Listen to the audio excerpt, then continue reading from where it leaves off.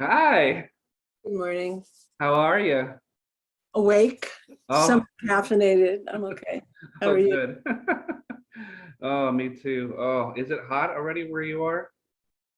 About 80. Yeah, Oh we're my in God, PJ. yeah, I can't believe it. It's not even what, 10 and it's already 80. So, the blessing and the curse of living in Southern California, right?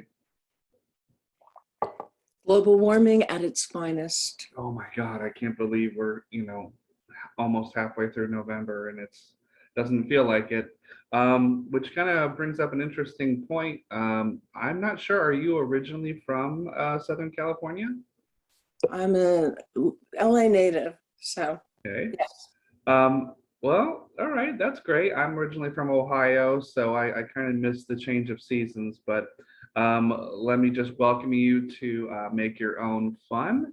And if I could, I'd like to kind of start off today um, and talk a little bit maybe about your photography background and Okay. kind of maybe what got you into photography, if it was just an exhibit you went to or a book or a gift that someone gave you or you just always had kind of like a shutterbug kind of mentality. So yeah, where did you start off with that? Hmm. When I was 10, my mom, my dad, and I and my sister, who was 2 years younger, went on a vacation to San Francisco. And my father had given me about 20 rolls of film, you remember film, and a little camera, Kodak something or other, and said, have a good time, shoot whatever you want. And I shot everything, the Flower Mart and the Bums in the Mission and Coit Tower and people in the street. And I mean, I was hooked at 10. And we got home. My dad had all the film developed and he said, oh my God. And he went out, and I swear this is true, and bought me a Nikon camera and got me lessons on how to use it. So Wow. I've always been a photographer, pretty much always.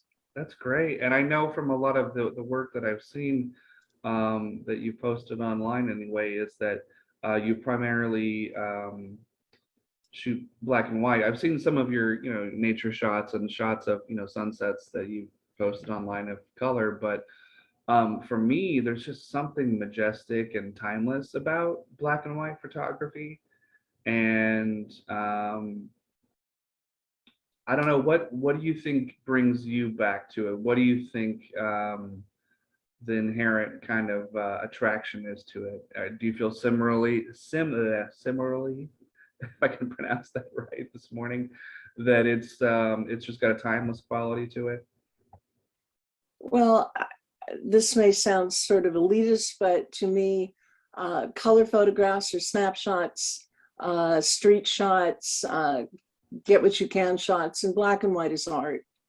I'm very much influenced by portrait photography, especially the last century, the Elliot Irwins and Ansel Adams, some of his work. I don't know, I just always wanted to photograph people, their faces. When I get someone who comes into my studio, and especially someone I don't know, for me, it's all about discovering what makes this person tick, who they are, and sharing that with the viewer.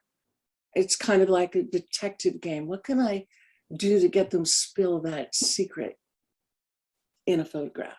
Right.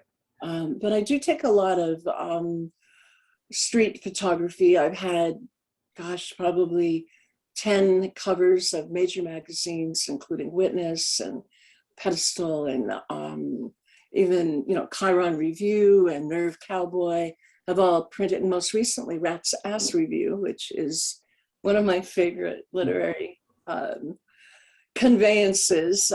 Roderick Bates is a big fan of mine and I of his. And so both of them matter to me. I mean, like I like going out, my husband's driving, I'm sticking my head out the window and I'm just photographing the world, looking at people driving downtown, being a bit of a voyeur. I like to do a little bit of that.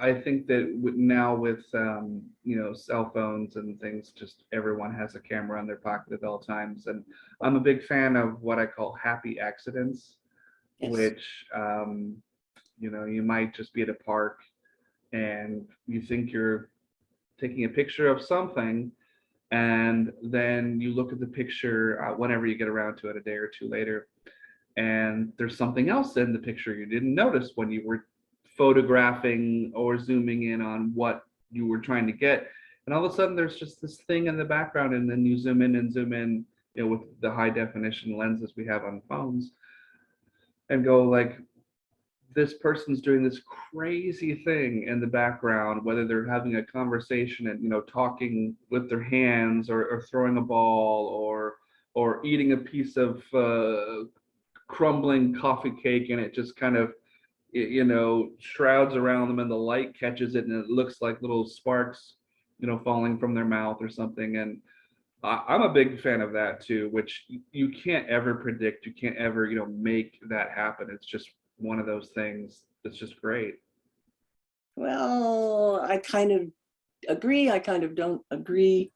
I think what separates a person who's taking snapshots and capturing things on their cell phone with a photographer is intent. And it's, as my husband Fancher says, knowing when to push the button. It's that prescient moment that separates really fine photography, whether it's street or portrait, with the run-of-the-mill, okay, smile, there's a certain amount of skill and finesse and the ability to know when to put the shutter down. Well, yeah, that's definitely what I would. There's a huge gulf between what I would say, professional photographer versus me just going, oh, that's interesting, and then just capturing something on the fly. But so have you ever taken photographs of still life in terms of like arranging? I mean, I don't mean like headshots or things like that, but just No, I know. um, Yes. Yes, quite often I photograph shadows. I photograph persimmons in a bowl. I photograph fruit and garlic in a bowl.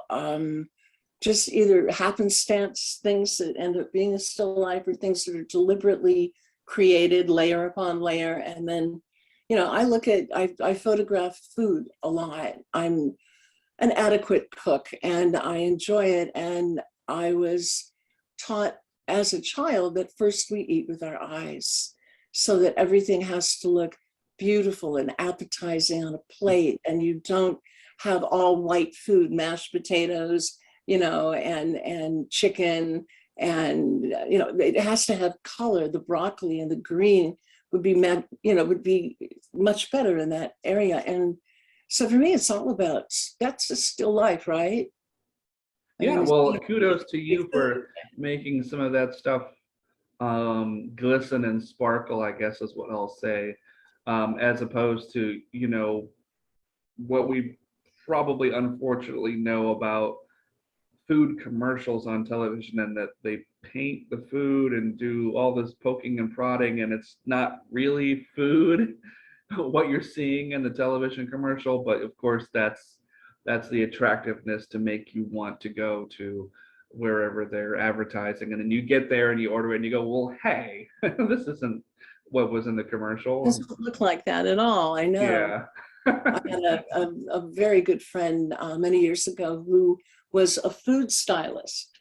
And she would literally walk in when they were making a cookbook or a magazine article, and she would style the food. And they had glycerin to make things shine. And yeah, you didn't want to eat it when they were through. But the thing is, it's all about perception, it's all about how it looks. So um have you gone to because I don't think that I feel like maybe I've seen you around at readings, but I don't know if we've had any long conversations other than in passing, like the poem, or did you see this or did you see that?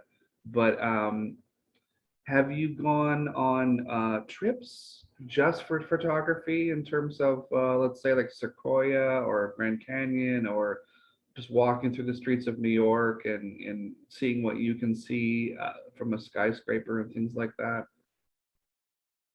Mm, somewhat. When I was in my 20s, after I graduated from college, my sister and I went on a extended European tour by Volkswagen bus. And for about almost 2 years, we lived on the road and we traveled. And when we found something we liked, we stayed. The photographs from that time were quite deliberate. And even then, it was not the Acropolis. It was the Acropolis with these two gorgeous soldiers standing in front of it.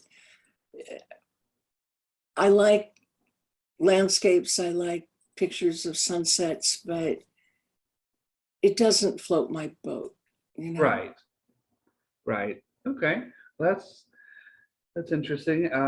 And I don't know if you've done this as well, if you've collaborated with other photographers for exhibits or maybe gallery installations, if anything with like a theme, perhaps. Let's see, 2015 for Poetry Month. So it was April. I had my first really big show. It was at Beyond Baroque. I had taken photographs of 35 very well-known poets from Los Angeles and had them matted and framed, and they went up in the Mike Kelly Gallery upstairs and in the main gallery and in the foyer. And that project has continued to grow. I have over 100 poets photographed. I have maybe another 20 or 30 I need to do, and I'm making a book. I'm doing a cocktail or coffee table book of portraits of LA and Southern California poets. And I'm glad I started when I did, because a lot of those poets sadly have died. But that to me it was my first big show. I gathered a reading with all those poets in it. I've got photographs of everyone. It made me feel that I had something special, and I've managed to pursue it. I mean, I had all these poets, the new ones, the ones I needed, all lined up 2 years ago when the pandemic started. And then I closed my studio. So now I'm doing this again, but I'm working with Moontide and Eric Morago, and this book will be out in 2023. Oh, So, nice. So it's coming out on Moontide Press? absolutely, Okay. yes. Excellent. Good. So I guess we can make a turn here into to poetry, and forgive me for starting off with the photography, but I haven't had any photographers on the show yet. So what initially got you into poetry? Similarly, was it music, lyrics, or a gift or a book you stumbled across, or going to a reading perhaps? Music, I think, as a child, nursery rhymes. My parents loved Broadway musicals, so I grew up listening to Oklahoma and Annie Get Your Gun and Carousel. And I've always been fascinated with music. I sing. I trained professionally in my teens.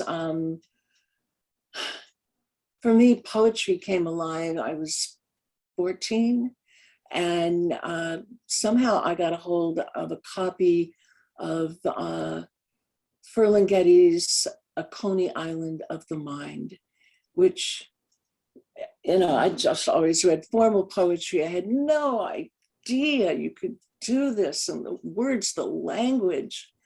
I remember reading them to my boyfriend over the phone and stumbling over the swear words, because I wasn't raised to use that kind of language.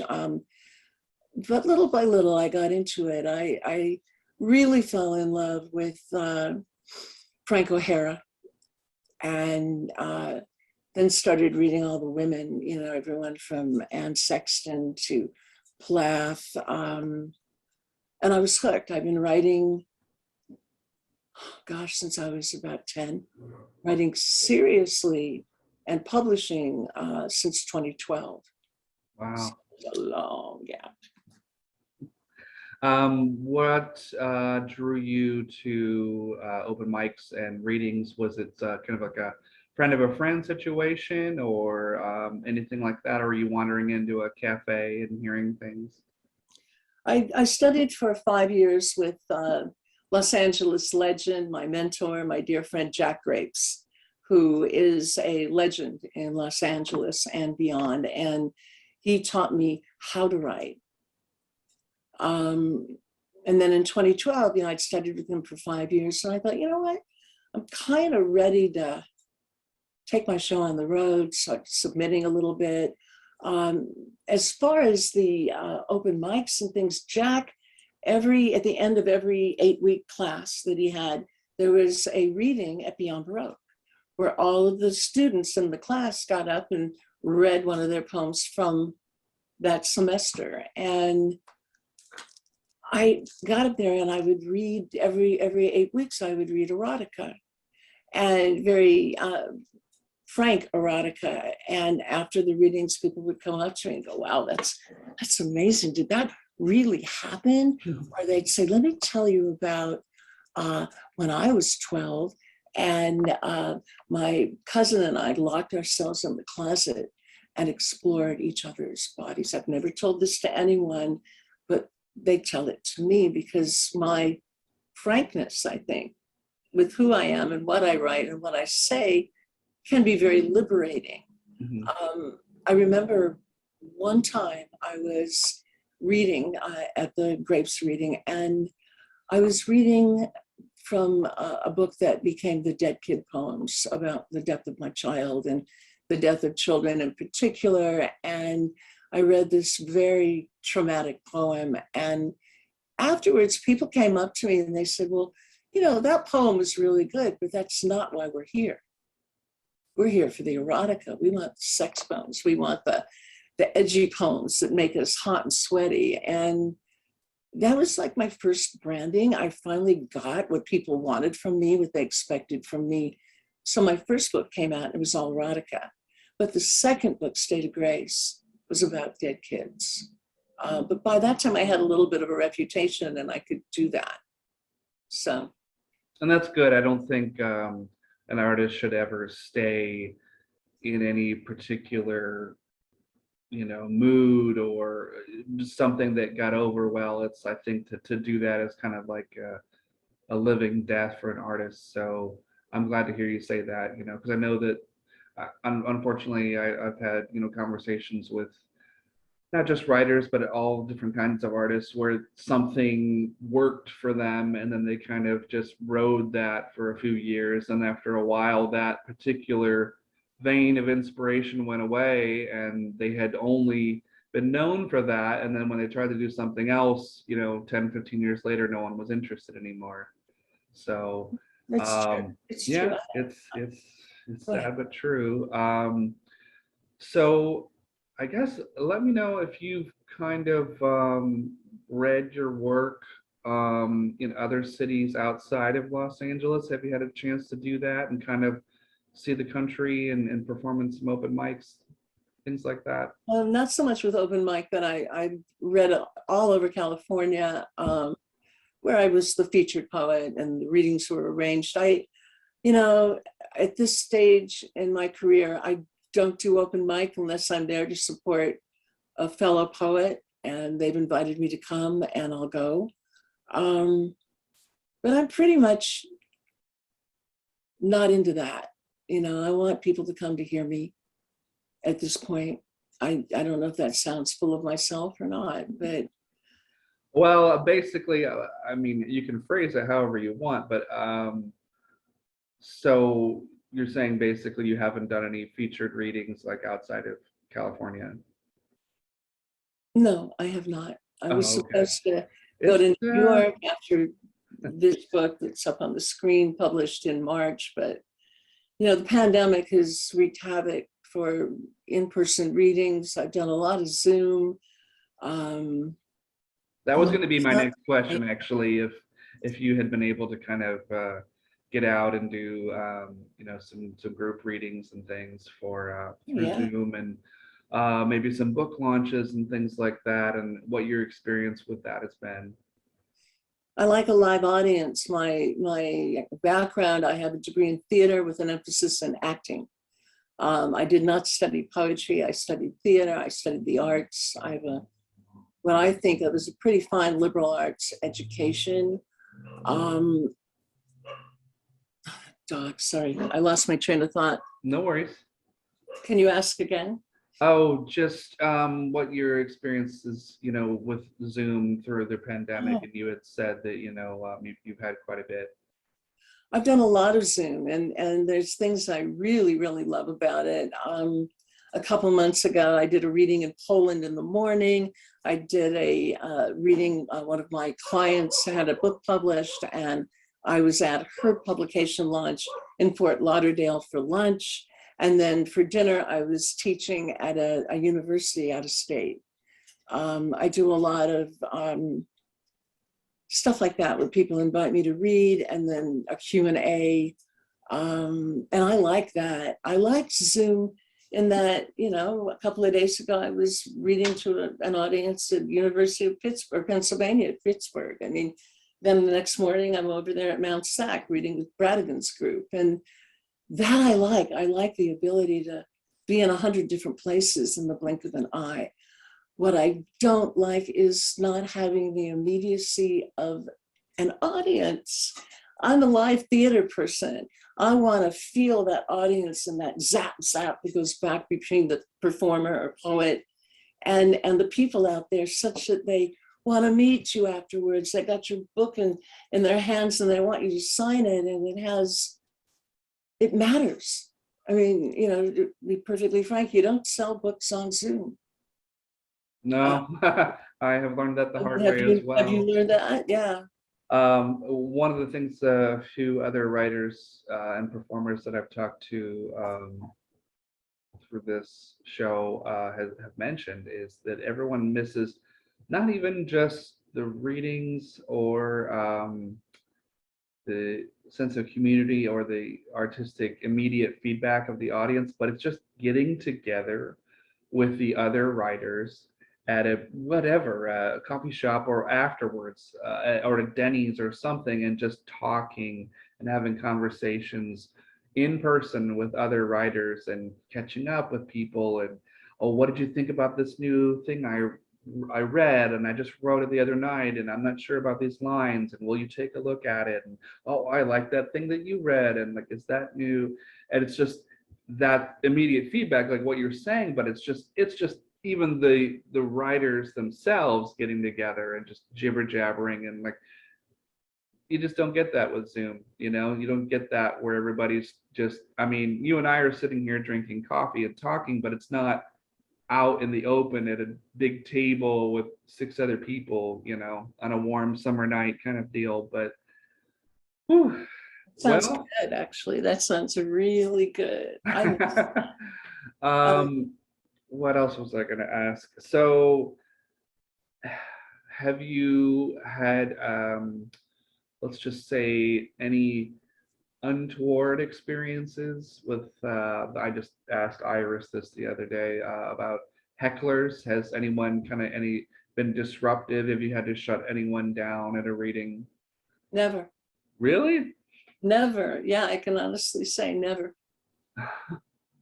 I don't know. I've had some crazy stuff happen, mainly when I've left LA, and I've had some weird experiences, like in Chicago and San Francisco, but I think a lot of it depends on the venue. I mean, if you're in a bookstore and it's a Facebook invite and it's an invite only situation, or someone's backyard get together, or at a house, that kind of a thing, you're not going to get random people coming in. But if it's at a bar, restaurant, coffee house situation. Where are you reading? No, you want to go to a place where they're not running the blender while you're sitting there reading your opus. No, you know, you have to choose where you read. I mean, when I first started, yeah, I'd go to the coffee shop, and as soon as I opened my mouth, you know, I've been through that. I've been through that a lot early on, and There's now a what's the place? Oh, Redondo Beach. Great. Coffee Cartel, Yeah, great reading.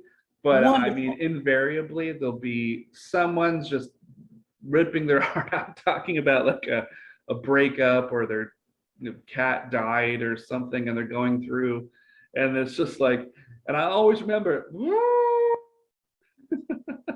but you know what? I know that, you were just saying like, don't subject yourself to that, but that's also life too. I mean, life has interruptions. Life, There are um, blenders in life. You're right. I mean, I'm not like, I'm not saying I seek those things out and like, oh, I'm going to time it for the coffee grinder. No, it's not like that. It's just, I kind of like every once in a while going to opens and trying out new things, because people aren't going to know you, and they're just only going to react honestly to the poem, rather than if you're booked as the feature and you have a new book coming out and they know your name, and they've got to sit through 20 minutes of whatever you're going to do anyway. So that's just different people, different strokes. So I guess, have you, I don't know, you're talking about coming from a theater background. So I guess let me know a little bit about that. And did that precede everything in terms of photography and poetry? Hmm. I was in drama in high school. I was a theater major at UC Santa Barbara. Theater for me has taught me how to read on stage in front of other people, how to phrase my work, how to look at a poem as a matter of beats or separate parts to the poem, or there's a shift or a change or a transition. It taught me how to present my work in such a way that it sounded good. I teach poets how to read like a poet. I was at a Zoom reading a couple of days ago, and they had a couple of young readers who really, like college students in the class, and their work was great, but they didn't know how to read it.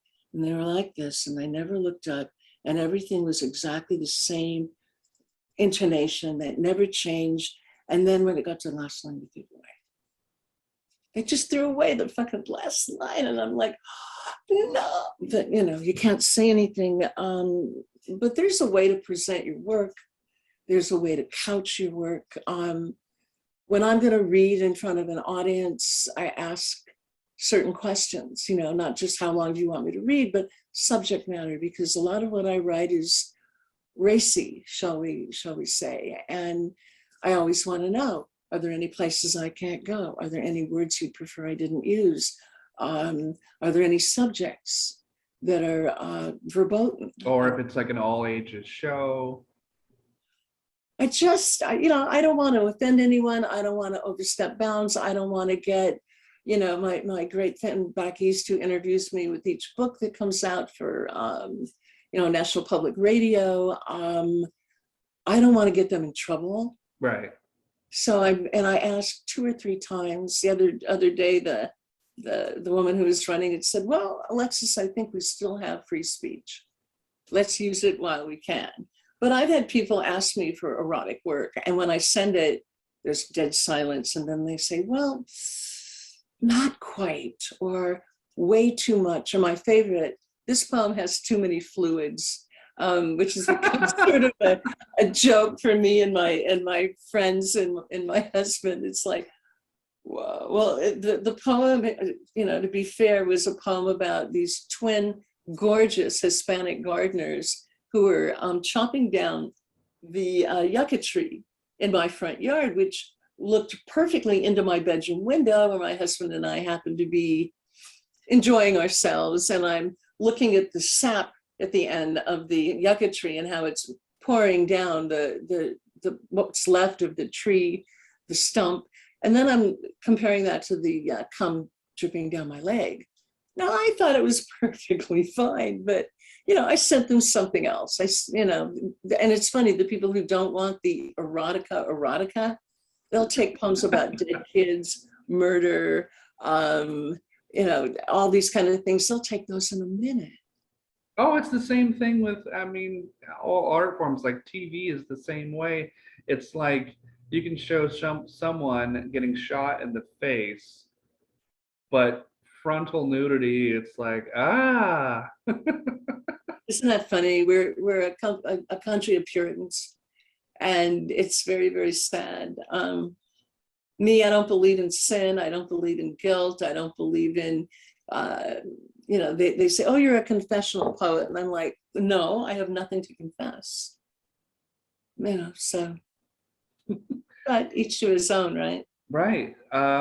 So speaking of what you were just talking about, going back through the years and your experiences, have you been to venues or bookstores for readings and someone has been told to stop reading, or even maybe on a Zoom chat if it's something got too racy or X-rated or profanity or things like that, and they were told to stop mid-performance? Has that ever happened? No, I saw it once at a library. really. I think that the woman had been told before, like, this is a public library. We have kids coming in here. It's free speech, but also, I mean, I'm a firm believer of just know your audience. Know your audience, know where you are, what you're gonna do, and if you're told like you can read anything, just make sure it doesn't have profanity. It can have anything, can be couched in metaphor. So just know where you are and know the audience. So I mean that's just my opinion. Have you thought about doing stage presentation plays or a one-woman show, or is that something that's in your future? I did a one-woman reading after my first book came out. So that would be 2014. And it was a reading about my brief flirtation with injectable narcotics.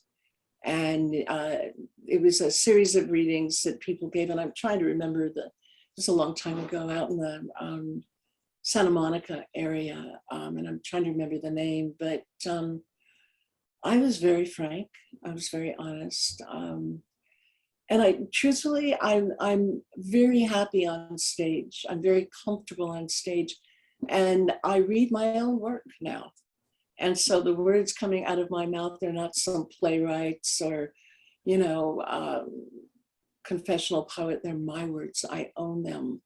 And that feels really good. At this point in my life, I don't want to take on someone else's persona. I don't want to memorize any lines. I specifically never memorized my poems, although I probably could. I have a problem with people who get on stage and have memorized everything. It tends, if you go to 2 or 3 of their readings, they read it exactly the same every time. Whereas for me, I'm discovering that poem anew, so it's going to be different. It's going to be reflecting of who I am at that moment. And to do that, I have to be on the page. I can't just take it out and memorize it and then do that. I know that you've also done quite a bit of short story writing. Is that something that you maybe think about turning into possibly one-act plays to be performed, or do you just want those to kind of live on the page? Well, that's an interesting question. I think it's Excuse meant me. to be read out loud. Now, when I'm writing, I write out loud. I'm looking for rhythm, I'm looking for cadence, I'm looking for how the word sounds. And I teach my students the same thing. Read it out loud. How does it sound? How does it move? that matters to me. But to do a play at this point, I have no interest. I am writing a novella called My Criminal Boyfriend that's about 50 pages from completion, and I'm going to finish it next month.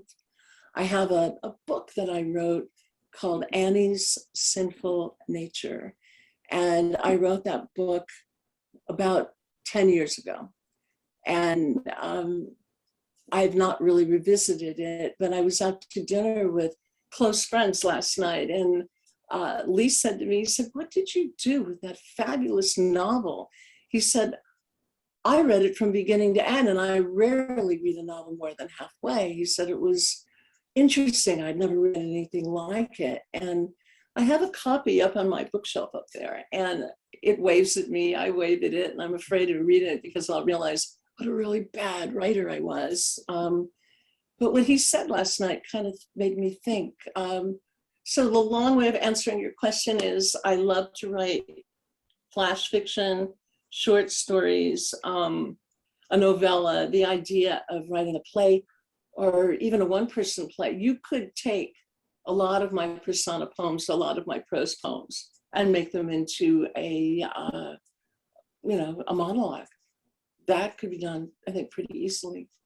Yeah, I mean, I've had some luck with turning short stories into short screenplays for short films, but I don't know if that's something you've considered as well. I mean, there's so many mediums. I mean, I know you've gotten into video, and you've obviously with your photography. So what kind of got you interested in taking people's photographs in terms of whether it's headshots or just pictures of them in general? I mean, is that something you've always been interested in terms of, I know you talked about that for in the past, but for Los Angeles in terms of, the poets and writers and things like that? I don't know if I can answer that more than I already have. Oh, well, I just don't know if it started off as a conversation or you just asked someone if you could photograph them and it kind of just built and snowballed from there. Well, you don't ask, you apologize afterward. Because once you ask somebody, they suddenly become very self-conscious of who they are and what they are going to look like to you and what their photograph is going to be like. When someone comes into my studio for photographs, and they're usually poets, artists, musicians, actors, everybody's a little nervous. There you are, you're in a darkened studio with bright lights and a black seamless backdrop, and everybody's looking at you. And my job is to make you feel good, comfortable, heard, to have some kind of an access into who you are, such that if I'm really, really lucky, that's going to be reflected in the photograph. The best compliment I ever got was from a poet whose photograph I shot, whose portrait I did, and she looked at it and she said, "Oh my God, that's what I look like in my mind in a very good day." Wow. And that to me is what I go for. That's huge praise. Isn't that cool? I think, Wow. yeah, I was very impressed. I thought, that's it. That's what I want to do. Well, let me ask you, so is there any other type of writing that you maybe haven't tackled yet in terms of maybe a book of essays or a memoir or just something, maybe not this year, next year, but maybe 5 years down the line that you think, I'm going to get to that, or that's something I want to try? Not really. I have no desire to write a memoir. If you can't glean that from my work, there's 6 books out now, 7, 8, and 9 are coming out in 2022, and 10 in 2023. So, if you've read a little of my work or a lot of my work, you know who I am. You can sort of chart my life.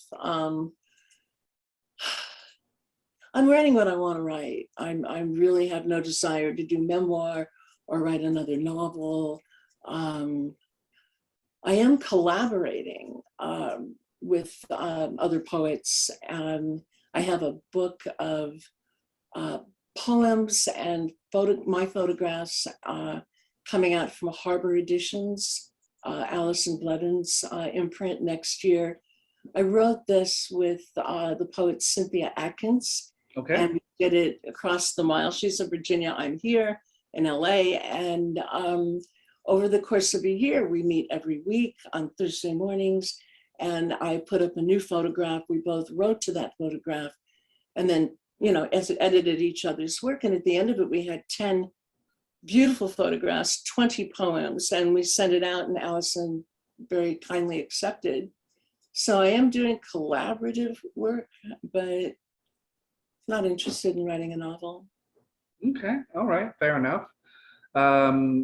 In terms of film or presentation of your work, are there things that you want to try for that medium, or things that you've done that you want to try again, maybe?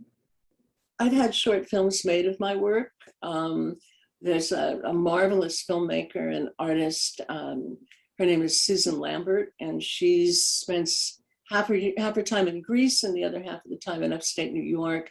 She is doing a movie based on one of my poems for the sad waitress at the diner in Barstow. And it's very much, it's a little film, you meet her and you see her through her day, and as she gazes out the fly-specked window and the music and the grab-ass truckers, and was to have come out this year, but COVID. So that's coming out. That's something she's working on. She collaborated with me in terms of asking in the beginning, and then she had ideas that went one way, I had ideas that went another, and I said, look, you just go and make your film. Make it the way you want to, my work to you and your interpretation. So I get that. I have a friend named Nicole Davis. She's making a short film out of another one of my poems. There's a really cool British guy named Othniel Smith that if you looked him up, he did a very interesting short film of another one of my poems, Allison L. So there's work out there, just not by me.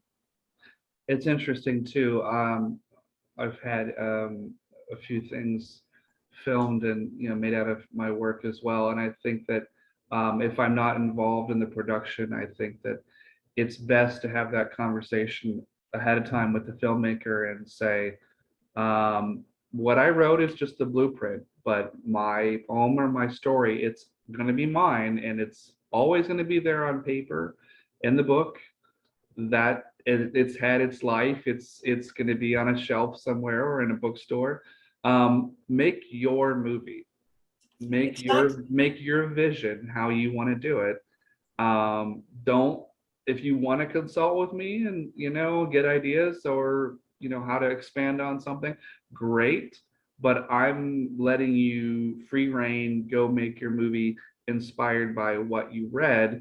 Because I think, and I'm sure you've witnessed this and been through this or talked to people about it, so many people get so attached that it's such a gift and such a nice thing when someone gets inspired and said, hey, can we use your poem or a story as just a launching pad to go, film this thing.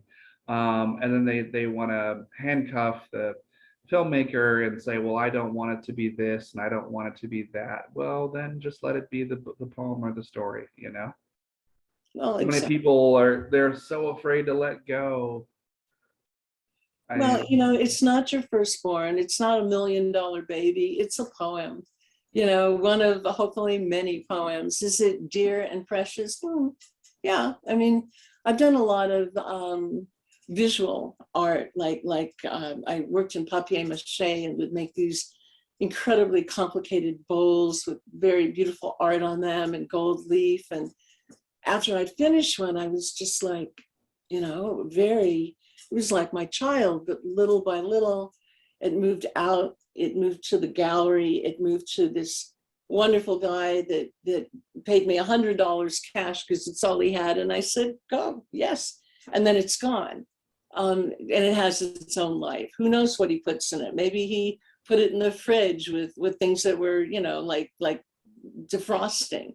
Maybe it was a chalice at the very top of his little, like sort of a Dia de los Muertes altar, sorry. But it's his now. It was mine, now it's his. And, Yeah. So you've spoken a little bit about helping poets with stage presence and things like that, and how to project and perform. So for the people that are watching this, let's just single out newer poets that are either getting ready to go to their first open mics, or writing their first, poems into a notebook, or getting ready to put out that first tentative chapbook. What advice do you have for kind of the younger folks that are just kind of getting into this? well, it's like I have a class I teach, a workshop. I did my first workshop as a facilitator recently. It was for the ekphrastic review, and it was writing sex poems and how to do that, and how to have fearlessness in your work. And the first thing I tell poets, new poets, is write your truth, your truth. Just get it on the page. Don't be modeling, don't think it's precious, but write your truth. And above all, don't worry about who's going to read it. Your mom and your dad and your older brother you haven't spoken to in 10 years, they don't like poetry, they won't read poetry. God forbid, they might pick it up. They would not recognize themselves. I like what Annie Lamott said, and I'm paraphrasing bird by bird. She said, how did she put it? She said, if you wanted me to write better about you, you should have treated me better. And I know I'm paraphrasing badly, but I would just say, be fearless, write your truth, write it all. If after you're over and it's done and it's this beautiful poem and you still have, reservations, use a pseudonym, spell your name, backwards, but own your work. And when you're up and you're reading your work, don't slur your words, don't read so fast and never come back like that, and then the end is gone. Take your time, look up at the audience, own it, and be fearless. Just read it and don't cry, please. The worst thing in the world to me is a poet who cries when they're reading their work. That's not your job. Your job is to read it and touch others so that they cry or laugh or celebrate or whatever it is you're trying to evoke. But don't cry and don't be afraid. Excellent. Okay. What kind of advice would you give to someone similar age bracket, I guess, looking to put out their first chapbook, or looking to, I don't know, get into publishing or submitting to magazines and journals? Maybe through your own experience, like what kind of pitfalls and red flags to look out for, if you've had any experience with that, and the do's and don'ts maybe. Well, I'll preface this by saying that I own a submission service. It's called Submat Central. I have a partner. She's also a poet and very technically savvy. Her name is Ariana Trenier. And the two of us together are Submat Central, and we submit poems for poets who are too busy, too shy, too paralyzed by the idea to send in their own work. And you have to understand that a 10% acceptance rate is high in this business.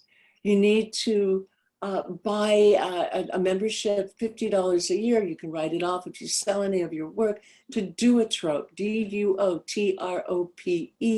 It comes out weekly. It tells you who's doing what. If you want to look up a literary magazine, you type it in, and then it tells you all about it, what they want, what they're looking for. There's an interview with the editors, the line count, how many poems to send, do they accept reprints? I mean, there's this plethora of things you need to know. Then every different one wants a different, somebody wants 3 poems and they have to be unpublished. Somebody else accepts reprints, that they want 6 poems and no less than 5.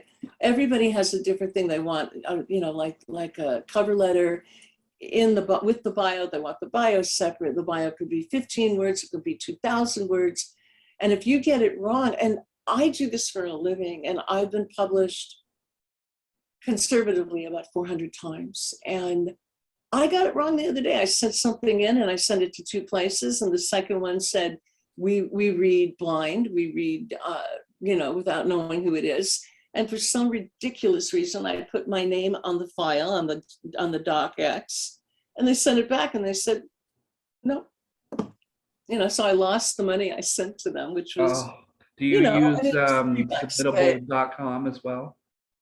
Do I submit through Submittable? Sure. Yeah. Through Submittable, it's usually one of 2 ways. Either they have a Submittable portal, or you send things in the body of an email. And those are the 2 major kinds. Sometimes, very rarely, I think Patterson Review, several of them want you to send things by snail mail. Mail it to them and they'll mail it back. Nerve Cowboy is another one, but those, not too many. Yeah, not too many anymore that I've seen. Some of them, I guess, for maybe more writing contests. That's something else we can kind of touch on too. I've kind of just been trying to recommend people, you know, writing contests. There's always things. So if you're a little bit more wary about submission fees, at least with the writing contest, sometimes there's the possibility of not only a monetary compensation, but also publishing in their magazine, or sometimes they have an anthology that comes out at the end of the year. So I try to tell people to kind of just spread it around. If you have 10 poems, maybe write some more poems, so you're not sending the same thing to the same, you know, because publishing is a small world too, and a lot of the people, you know, they do talk to each other too. So what are some local presses and journals maybe you could recommend to some people in Southern California? Well, before I do that, I wanted to just say that I'm the poetry editor for Cultural Daily. And every year we have this huge contest, which we just announced the winners and finalists for just in the last couple of weeks. Normally we got over 2,000 submissions of poems. I had 8 readers. I had 3 judges. Everything was read blind or anonymized, as we now say. And it's a fascinating process. But what I've learned is, you know, it's 1 out of 2,000. What are the odds? That's part one when you're submitting. Number 2, if you're submitting, again, to a contest, our contest is free, because that became a priority for us. We wanted to have it open to everyone, regardless of whether they can pay $1 a poem or not. So that was an issue. I rarely enter contests. I have a degree in theater. I do not have a degree in poetry. I don't have a degree or an MFA or a PhD, all the fruit salad after my name. I guess it was 2016, I was chosen to have a poem in Best American Poetry, which catapulted me from where I was to, you know, it's like, oh my God. But I had read the year before, reading Best American Poetry the previous year, that I think it was Sherman Alexie was every year it's a different judge. And he said, oh, it's very egalitarian. We have 99% professors, about 51% women and minorities, and 49% white guys, you know, and that he thought was that was good. That was very egalitarian. And I'm looking at my husband, I'm reading this aloud, and I'm saying, so that would mean that I would be the 1% if I ever was to do this. And the next year I was the 1%. So you never know. Pushcart, somebody nominates you. You don't nominate yourself. The same thing with Best of the Net. And with Best American Poetry, I didn't even know somebody had submitted my poem to Edward Hirsch, who was the judge that year. I had no idea. I just got a letter one day, and when I first read it, I was so naive in 2016. I thought they wanted me to buy something. And I put it on the corner of my desk, and I just happened to talk to Cynthia and my friend Michelle Bidding, and I said, I got this weird letter, and they went, oh my God. I had no idea. As far as where to send work here in LA, Dryland, is that, I don't really, I know it sounds bad, but I don't really send my work out much to LA. It's mostly to international and national markets.